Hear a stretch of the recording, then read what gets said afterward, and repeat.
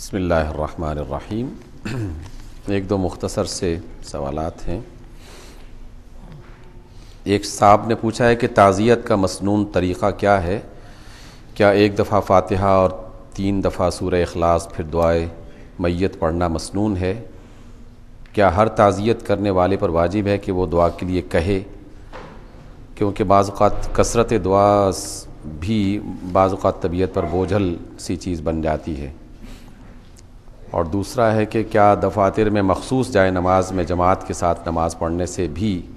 مسجد میں نماز پڑھنے والا اجر مل جاتا ہے، جبکہ دفتری مصروفیات کی وجہ سے مسجد میں جانا دشوار ہو؟ پہلی بات تو یہ ہے کہ رسول اللہ صلی اللہ علیہ وسلم نے کسی بھی وفات پا جانے والے شخص کی تعزیت کرنا، اس کو اس فرد کا حق گردانا ہے، حق ظاہر کیا ہے کہ تمہارے بھائی کا تم پر حق ہے، اور وہ بھائی یا وہ بہن جس کا انتقال ہو چکا تو اس کے جنازے میں شریک ہونا، اس کے لیے دعا کرنا، یہ دنیا میں موجود جو مسلمان ہیں اس کے آس پاس کے عزیز و اقارب، دوست احباب، یہ ان کی ذمہ داری بنتی ہے۔ اور دعا کے لیے رسول اللہ صلی اللہ علیہ وسلم نے بڑی کثرت سے تعلیم دی ہے، خاص طور پر وفات پا جانے والے افراد کے لیے۔ میں نے یہ بات بارہا آپ کے سامنے رکھی۔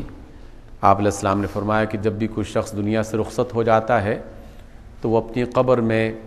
انتظار کرتا ہے اپنے دوستوں کی طرف سے، احباب کی طرف سے، عزیزوں کی طرف سے، کہ کون ہے جو اس کے لیے دعا کرتا ہے۔ اور جب بھی کوئی شخص اپنے بزرگوں کے لیے، دوستوں احباب کے لیے دعا کرتا ہے تو اللہ تعالیٰ نے فرشتوں کی یہ ڈیوٹی لگا رکھی ہے، وہ فرشتے اس دعا کو باقاعدہ ایک ہدیے کی شکل میں اس میت تک پہنچاتے ہیں۔ اسے خبر دی جاتی ہے کہ فلاں شخص نے تمہارے لیے دعا کی ہے، اور وہ وفات پا جانے والا فرد جو اس کی روح ہے وہ اس بات پر خوشی کا اظہار کرتی ہے اور کہتی ہے کہ دنیا میں جتنے بھی خزانے ہیں، سارے خزانوں کے مقابلے میں جو بہترین چیز مجھے ملی ہے وہ یہ والی دعا ہے جو فلاں میرے دوست نے، میرے قریبی نے، میرے عزیز نے میرے لیے کی ہے۔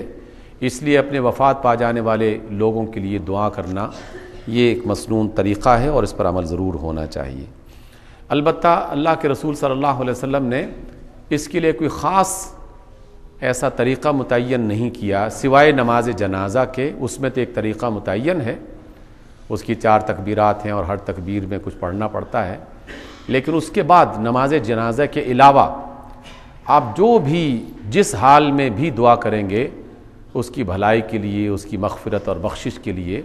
وہ دعا اللہ تعالیٰ کے ہاں یقیناً قبول ہوگی۔ اور ان دعاؤں میں ایک طریقہ مختلف نیک اعمال کا بھی ہے،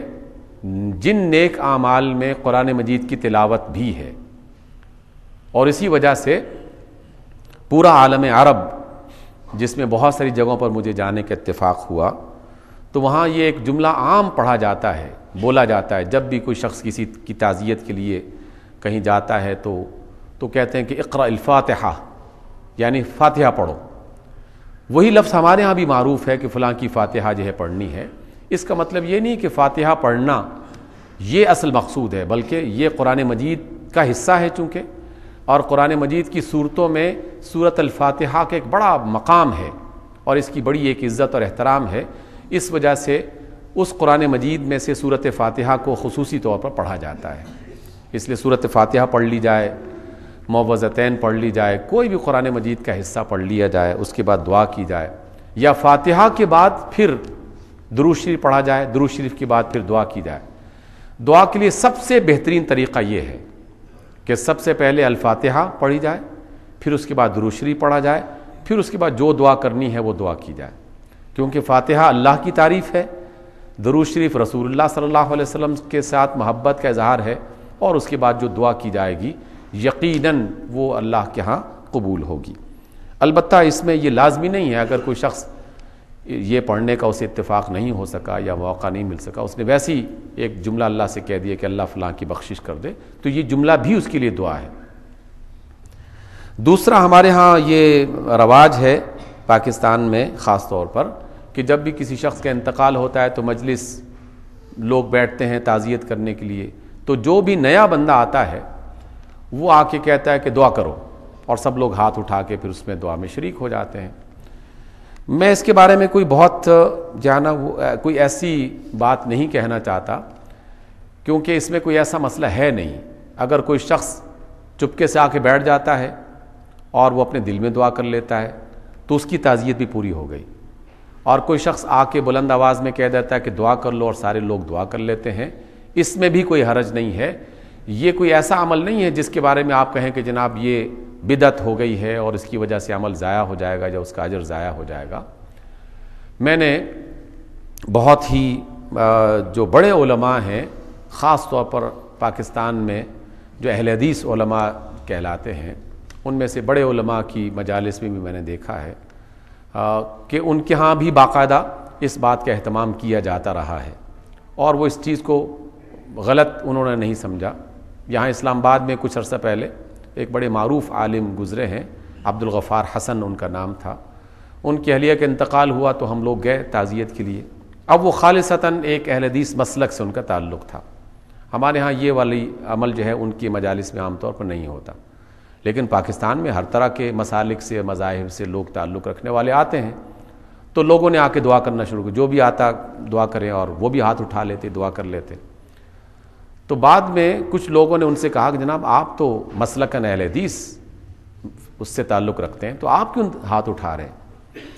اور آپ کیوں دعا کر رہے ہیں؟ تو انہوں نے برجستہ یہ بات کہی، اس نے کہا کہ اگر کوئی خیر تقسیم کر رہا ہے تو اس خیر کے تقسیم کرنے میں کیوں رکاوٹ بنے ہم؟ وہ میری بیوی کے لیے دعا ہی کر رہا ہے نا، کون سا اس نے کوئی گناہ کیا ہے؟ اس لیے کہ جس عمل کے حوالے سے ہمیں کوئی ایک نسبت بھی مل جائے کہ اللہ کے رسول نے فرمایا کہ دعا کرو، میت کے لیے دعا کرنے سے تمہیں ثواب ہوگا، میت کو اس کا ثواب پہنچے گا، اب دعا جو ہے وہ کوئی آ کے کہہ دے کہ دعا کر لو یا نہ کہے، دونوں صورتوں میں دعا کرنے میں کوئی حرج نہیں ہے۔ اس لیے دعا فاتحہ کے ساتھ درود شریف کے ساتھ کی جائے گی تو سب سے بہتر ہے۔ البتہ اس چیز کی میں اکثر مذمت کرتا رہتا ہوں اور اس کی وضاحت کرتا رہتا ہوں کہ دعا کو کھانے پینے کی چیزوں کے ساتھ مربوط نہ کیا جائے، نہ جوڑا جائے، کہ جب تک مولوی صاحب کے سامنے زردے کی پلیٹ نہ ہوگی، چاولوں کی دیگ نہیں ہوگی، اس وقت تک دعا نہیں ہوگی۔ یہ ایک بالکل غلط طریقہ ہے۔ یہ دعا کی میں سمجھتا ہوں کہ اس کی بے قدری ہے کہ ہم دعا کو زیادہ اہمیت نہیں دیتے، چاول کی پلیٹ کو زیادہ اہمیت دیتے ہیں،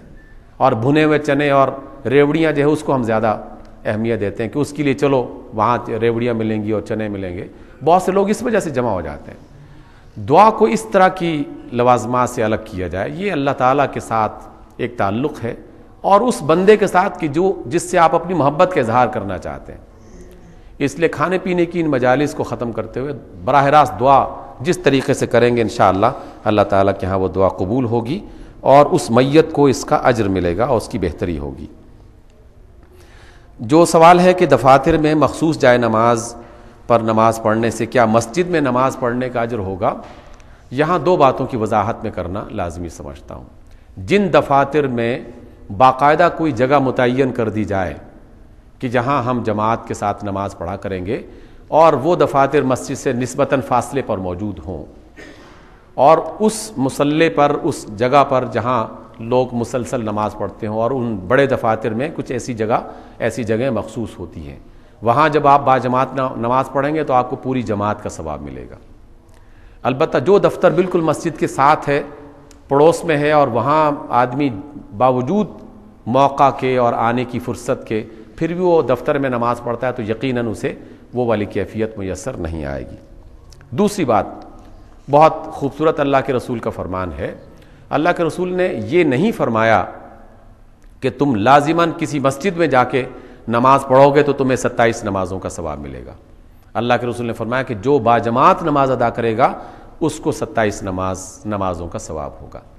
وہ باجماعت نماز آپ نے مسجد میں ادا کر لی قریب ہونے کی وجہ سے، وہ باجماعت آپ نے کسی صحرا میں ادا کر لی، وہ باجماعت نماز کسی بڑے دفتر میں مخصوص جگہ جو تھی وہاں پہ ادا کر لی، کسی ریلوے اسٹیشن پہ ادا کر لی، کسی جنگل میں ادا کر لی، جہاں بھی کچھ لوگ باجماعت نماز ادا کریں گے انہیں 27 نمازوں کا ثواب مل جائے گا۔ تو یہ اللہ تعالیٰ کے رسول کی طرف سے رحمت ہے۔ البتہ جمعے کی نماز کے لیے یہ شرط ہے کہ وہ باقاعدہ جامع مسجد میں آ کے نماز پڑھی جائے، اس کے لیے انفرادی کوئی کیفیت موجود نہیں ہے۔ البتہ مسجد کے پڑوس میں جان بوجھ کر دفتر میں گھر میں نماز پڑھتے رہنا یہ مناسب نہیں ہے۔ جی